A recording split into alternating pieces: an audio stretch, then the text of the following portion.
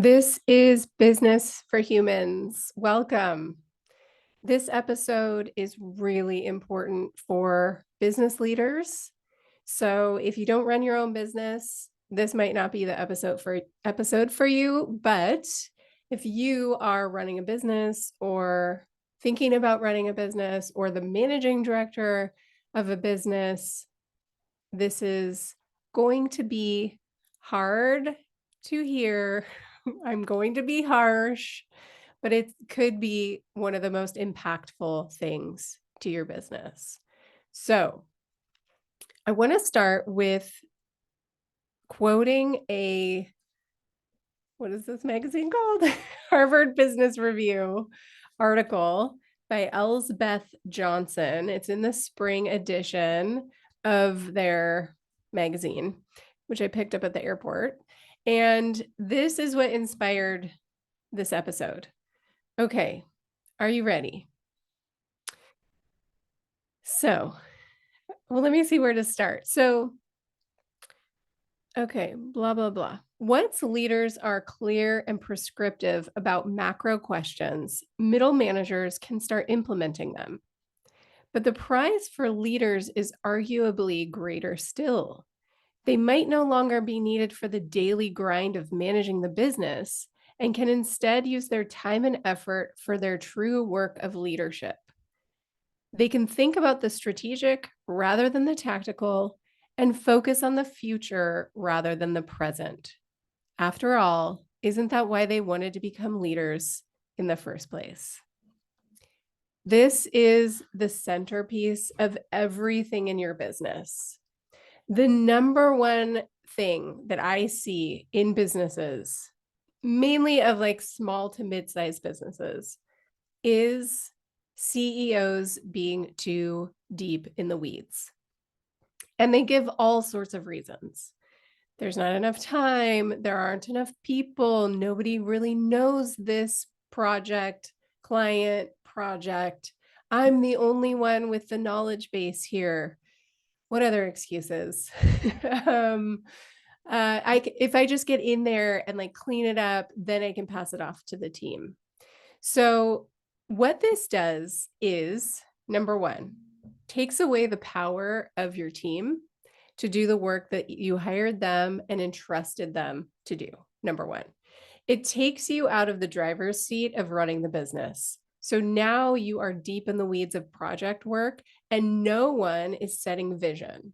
So what happens when no one is setting vision is either leadership team members start creating their own vision and implementing against that vision. And guess what? There's no cohesion in that vision. There's no person helping streamline everyone's vision, which is the job of the CEO.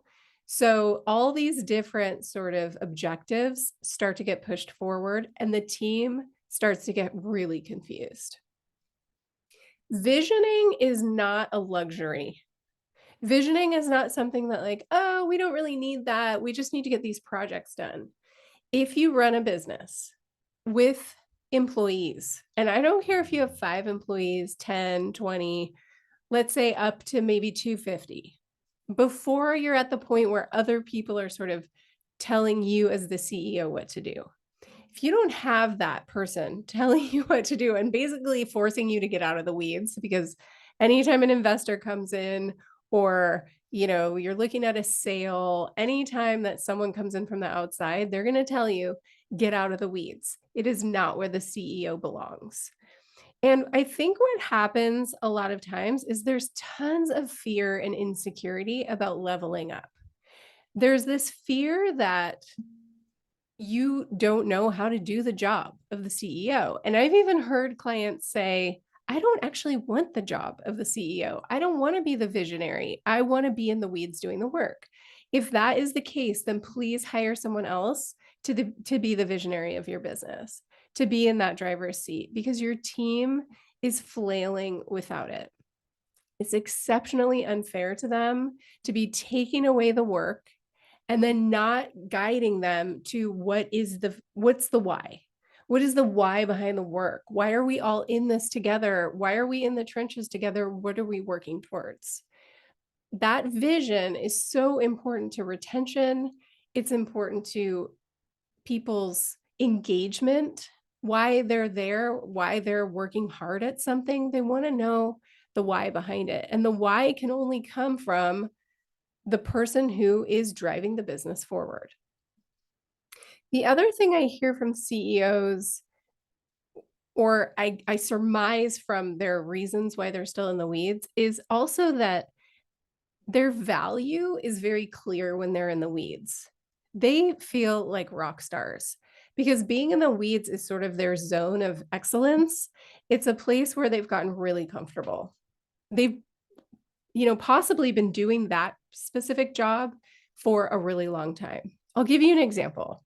I worked at an advertising agency that was 20 some people when I joined. They had a few senior members, but most of those members were partners in the business. They didn't have any external senior managers. I was the first hire, and I had to convince them to create the position for me because I could see the need. They had a lack of sort of middle management. So what was happening was the leaders, the partners were in the weeds. The employees they brought on were basically like competing with the partners for time in the projects, like to get the work done. And they also, the team, the implementers of the work were not able to move things forward because of some of the process issues that the leadership team was creating, because they weren't trained as managers and they weren't trained in this industry either. So they were working in advertising. They all came from different industries. And so they were missing this knowledge base, this experience level of people that had worked inside of that type of industry and knew how to move it forward. Now, if they weren't in the weeds, they could have leveled up and then started doing research, doing interviews, and then starting to bring people in to potentially like fill that knowledge gap. But instead, they were just grinding forward and trying to get all the work done that they could get done. Now, listen, this is really commendable in a very early startup. It is true that the leadership team or the owner of the company has to be in the weeds to get the work done, right? You can't just start from ground zero and then hire a bunch of people. It's just not feasible unless you have investment. So, yes, in the very early days, it's okay to be in the weeds, but you always have to have your eye on the vision. If that's the role you want in your business, if it's never your intention to take on the CEO role and you're really good at being in the weeds and you want to keep doing that work, that's fine. You have that choice. But once you start bringing on employees, they need someone to set a vision. They can't set it themselves on your behalf. They will. I've done it. They will, but it's not ideal. It's not ideal. So in this advertising agency that I worked at, where there were about 20 people, the CEO was essentially a project manager. Now, listen, on the scale of a business, it's a great skill for the CEO to have because she was a multitasker. She understood a lot of pieces of the puzzle and had a really wide perspective on project level work. And because she had this organizational style brain, she could keep a lot of balls going and she was really comfortable in that space. So I think that skill set is really amazing for a CEO and it served her. But being in the weeds, and especially when she brought me in to basically manage that team, what was really hard was that she set the way of working. Okay, when you have a team and you're the CEO, the team is going to copy the way that you work because they see you as doing the work a certain way. And so they want to impress you. You're the CEO, and they're just going to do it the way you do it. And no offense, but if you don't have, let's say in this example, agency experience, the way she was doing it was not the best way. And I'm going to say that again. The way the CEO was doing the work when she was in the weeds was not the best way it could have been done.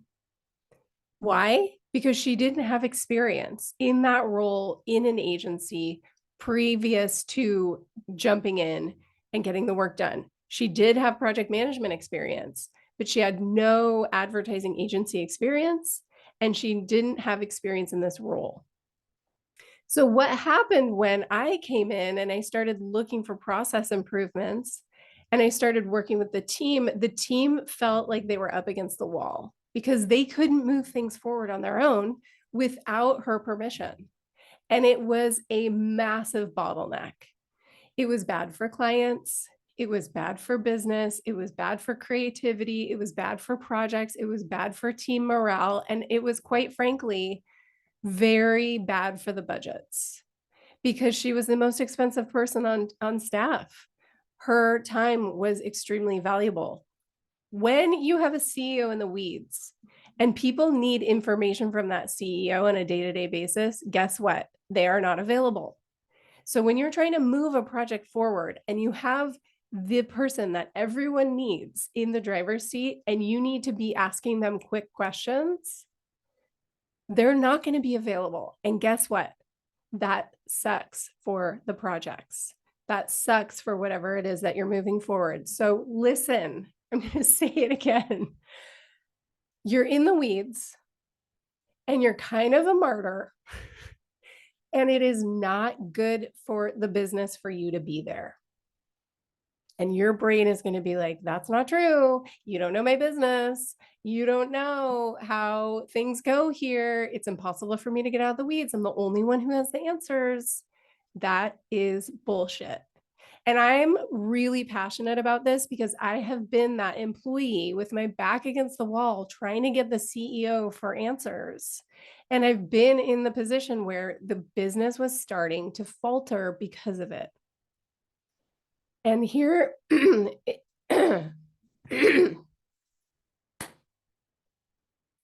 this is quite potentially the most important step that you can take as a business owner when you're moving your business forward. Get a coach and deal with the fear. Deal with the idea that your worth is tied up in your productivity. Get coaching on the feelings that come up when you think about getting out of the weeds. Because in this example I'm using, the CEO got out of the weeds because I forced her out. And guess what happened? A year later, they were acquired, which was what her goal. It was her goal. It wasn't like something that she didn't want. That's how quickly we could scale when she got out of the weeds. It was freaking remarkable. And guess what? She did not want to get out of the weeds. And if I could have shown her a crystal ball to say that if when you get out of the weeds, this is what's going to happen, trust me, she would have gotten out of the weeds years before, and she would have made that scale up progress much faster. But it is holding your company back if you are doing day-to-day work. I'm going to give you another example. So many examples. I'm so freaking passionate about this topic. Another example. I have a friend who sold her company, I think a year ago, maybe a year and a half ago, for 11 million. She ran the company for 10 years with no senior staff. Okay, I'm going to say that again. 10 years with no senior staff. Here's what happens in a CEO's brain as they're growing a company. It's cheaper to hire more junior people. I can hire more people at less cost. And then guess what happens? You have a big ass team that now you have to manage very closely. You have to train them, guide them, mentor them, handhold them. And guess what? You need to stay in the weeds until they are ramped up. And sometimes that can take years, depending on how junior the people are. When I asked her, what's the biggest learning you had from running your company for 10 years and running it the way you ran it, what is like your biggest takeaway? And she said, I should have hired senior staff a lot sooner, because she burned herself out. It was 10 years of no friends, no social life. It took her a really long time to get pregnant during that time. She had a baby right towards the end of when she was getting ready to sell the business. It affected her health, her sleep, probably her scarcity and lack mentality. There was a lot of fear, and all of that could have been resolved by getting out of the weeds sooner, bringing in more senior people, people with expertise in the industry, and she would have scaled probably and gotten to that sale in half the time. But she ground herself to a pulp. And her business partner, who's also her husband, is now having like health ramifications from 10 years of literally always being in front of the computer. Now, granted, these two are amazing at, taking care of things like exercise and diet. So luckily they stayed on track with, you know, staying staying on top of movement and diet. I think that helped the fact that they're having probably less health ramifications than they would have if they weren't on top of that. So, the moral, the moral of the story, all of the excuses that you're using to stay in the weeds are not true. They're stories that you've created to justify the reasons why you're staying in the weeds. You are burning out, and I know it because I've talked to many of you, and I have clients who are in this position now. And I'm going to tell you something that I sometimes don't say enough to my coaching clients. You're choosing this. You are choosing burnout. You're choosing burnout by choosing to stay in the weeds. And the reason why it's a choice, and I know, holy moly, it sounds so harsh, but the reason it's a choice is because your team was hired to take on roles that allow you to elevate. That is the entire reason your team was hired. They may not be senior enough, and therefore that's a time to kind of look at a reorg. I'm really good at that. If you need help with an audit of your staff and the way the organization is set up, you might need to relook at that. Do you have senior enough people in the roles to allow you to step out? If you do, and this is usually the case, if you do have those people and you don't trust them yet, get coached. It's not about them, it's about you. You need to get out of the weeds. You need to get out of burnout. It's not a luxury. It's not it's a self-care, Instagrammy, inspirational quote sort of situation. No, if you're in burnout, if you're in the weeds, those two things go together and you need to get out or else your business is going to quickly go in a downward spiral. And I'm not saying that to be dramatic. It's 100% true. This is what happens when CEOs stay in the weeds. The business stagnates. You don't have growth. Now listen, growth isn't for everyone. You might not want growth in your business. Stay where you are. It's fine. If you're in a business to make money, even to have slow growth, but to make money, if you are in a for-profit business, if you're in the weeds, your business is stagnating. And your team is stagnating. And guess what? They're not going to be around much longer if you keep doing their job. It's just, quite frankly, unfair. And I'm going to tell you what, they're better at it than you are. And how can I say that with so much confidence? Because I have seen it over and over and over and over. When you hire people who are experts to do the job, they have more experience than you do as a CEO, unless you come from years of experience in the weeds, in the industry, in that space. But most CEOs don't. Most CEOs come with a certain skill set and then they start, doing all the work because they need to get the business off the ground.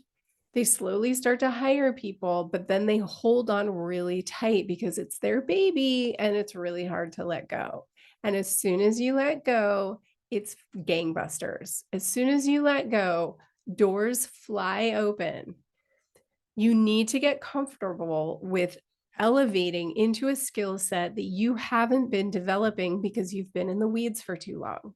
Get coached. That's what leadership coaches do. They help you elevate into a role where you get to be the leader that you, what we assume, wanted to be when you started the business. That's why you're not an employee, because you wanted to run a business, you wanted to have the vision, you wanted to be strategic, you wanted to set the framework, because that's where you shine. That's, you have lots of ideas and creativity and you're a creative problem solver.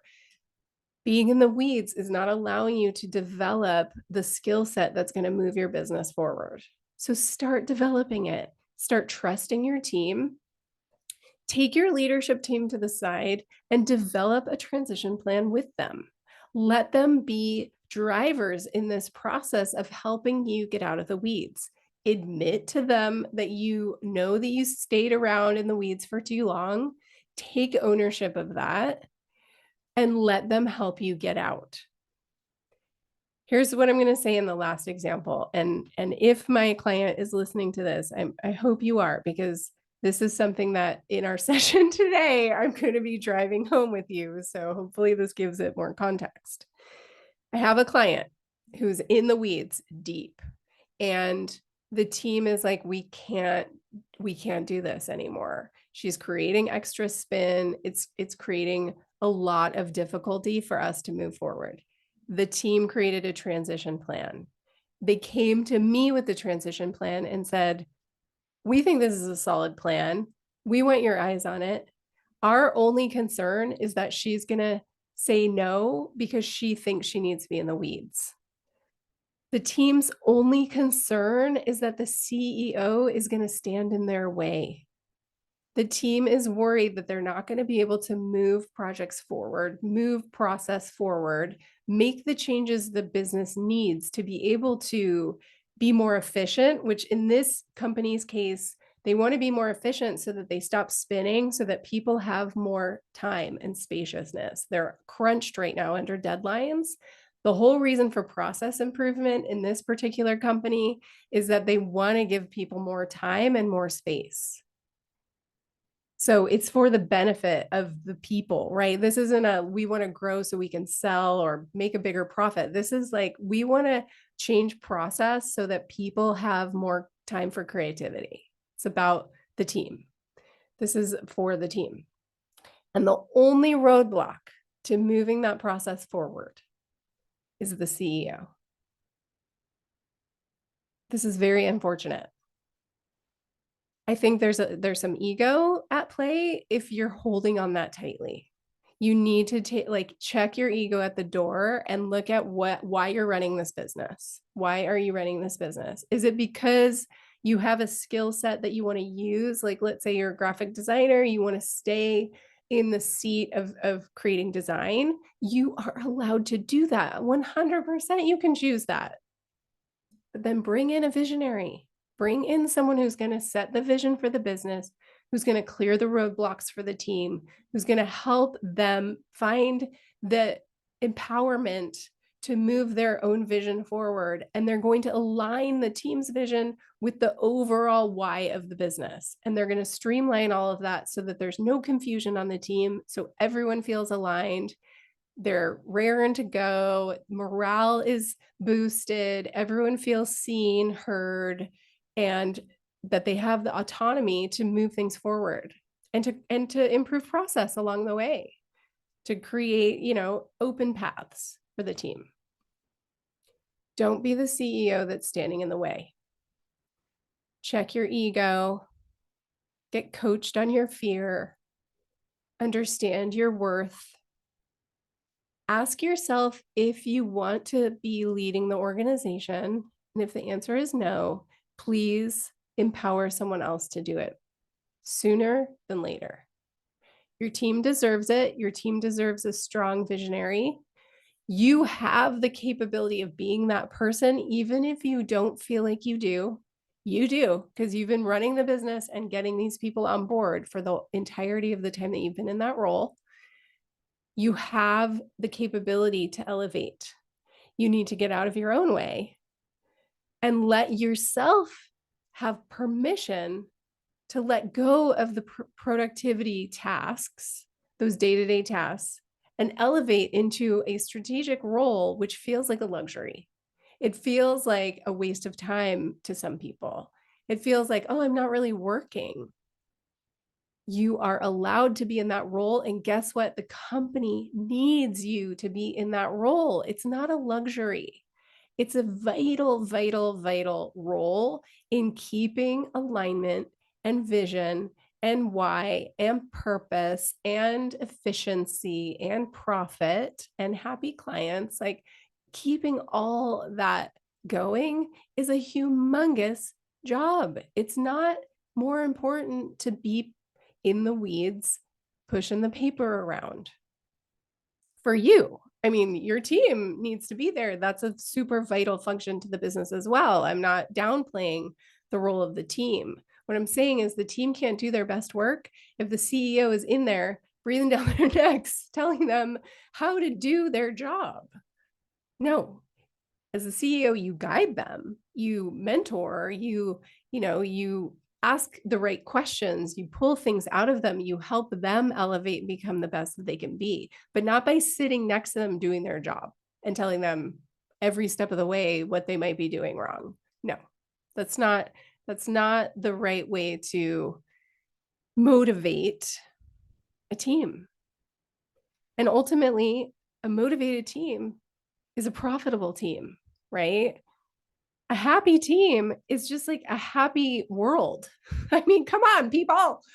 There's so many unhappy people in their work. And why do I know this? Because I coach people through career change. Why are they quitting their jobs? Because their managers suck, because their CEOs have no vision, because they're confused about what their role is. They feel like there's not alignment on a leadership team. And so they're getting different answers to the same question.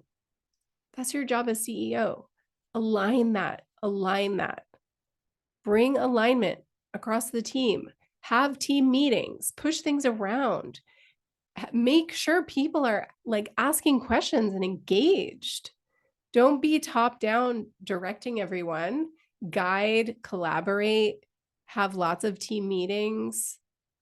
Just get out of the freaking weeds. Your team can help. I can help. Any coach can help you elevate into that leadership role. And if you don't want to be in the role, please step aside and let someone else lead your team. They deserve it. Oh my God. Are you still with me? Are you mad? Are you throwing things at your phone, your computer? Are you throwing down your headphones? Are you super pissed? It's okay. Feel it. Feel the anger towards me for telling you what someone should have told you a long time ago. It's going to be better for you too. It's going to be better for your health. My friend who sold her business, it's not like she's sitting there going, oh, 11 million. My life is complete. She's going, dang, I wish I would have changed the way I ran my business so that I didn't feel so burned out still years later, tired and exhausted and recovering from 10 years of straight burnout. You don't have to do it anymore. You don't have to work like that. It's not what's moving your business forward. I want to help you. I want to help you make this change because I know it's not easy. And I do have tons of empathy for you, even if it feels like I don't.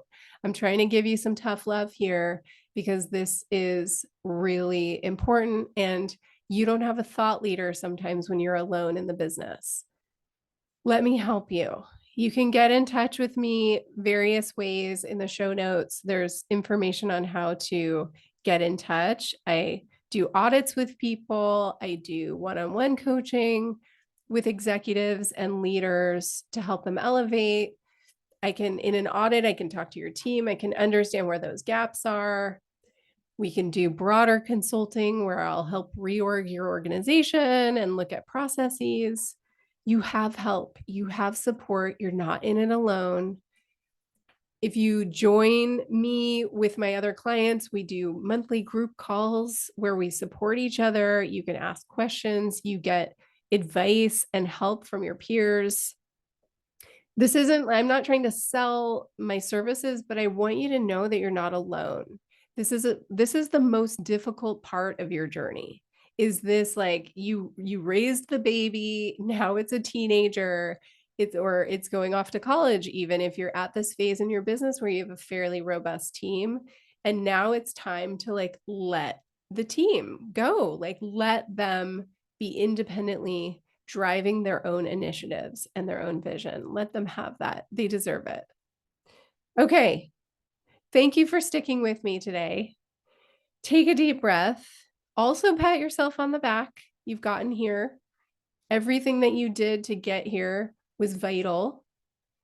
And now it just might be time to make a pivot, make a change in the way you've been running the business.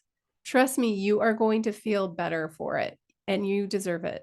You deserve to get out of the weeds. You deserve to get out of burnout. You deserve a vacation. You deserve space to bring your creative brain to the table at its full capacity when it's not burned out in the weeds.